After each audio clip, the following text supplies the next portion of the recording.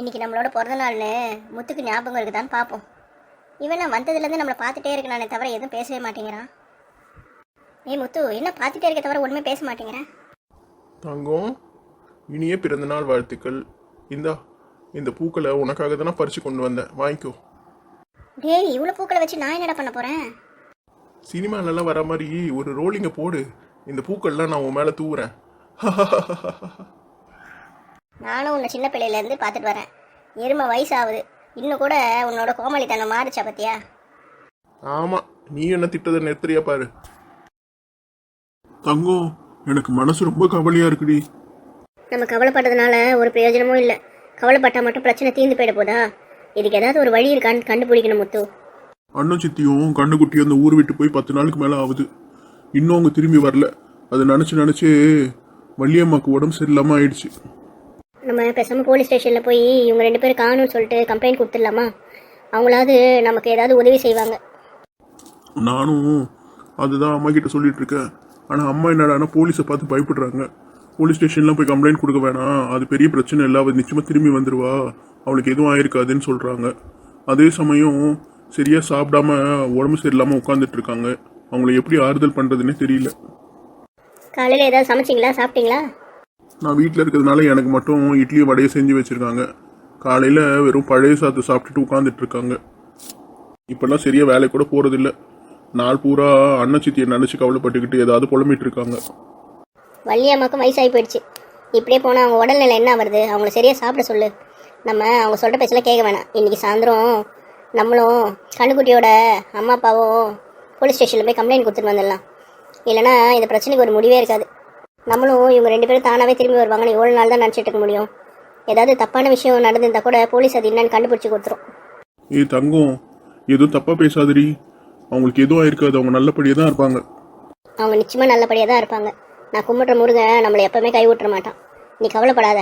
இருந்தாலும் நம்மளோட சேஃப்டிக்காக கம்ப்ளைண்ட் கொடுக்கறது நல்லது.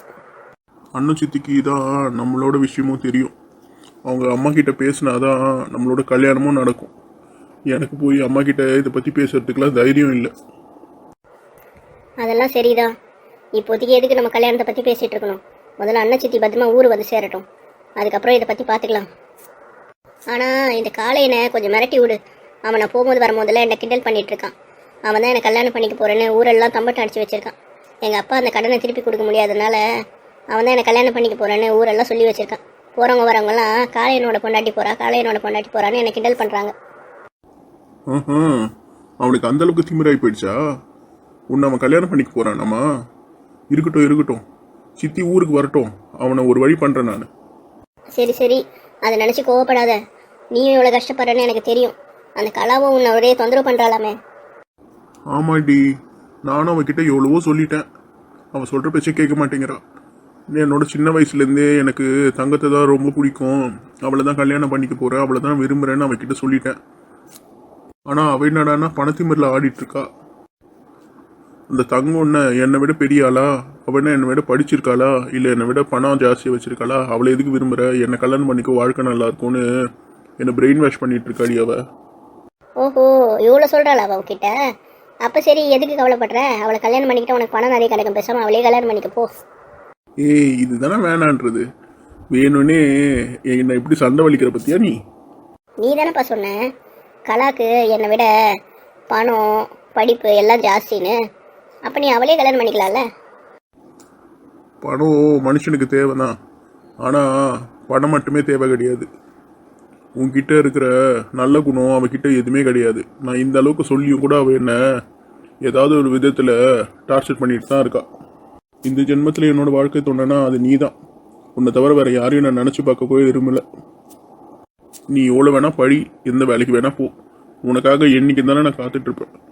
நிச்சயமா நான் அந்த கலாவை கல்யாணம் பண்ணிக்க மாட்டேன். சரி, பார்க்கலாம். பணம் பெருசா அன்பு பெருசான்னு எப்படியும் இந்த பிரச்சனை ஒரு நாள் முடிவுக்கு வரும். சரி வா, நம்ம வள்ளியம்மா போய் பார்க்கலாம்.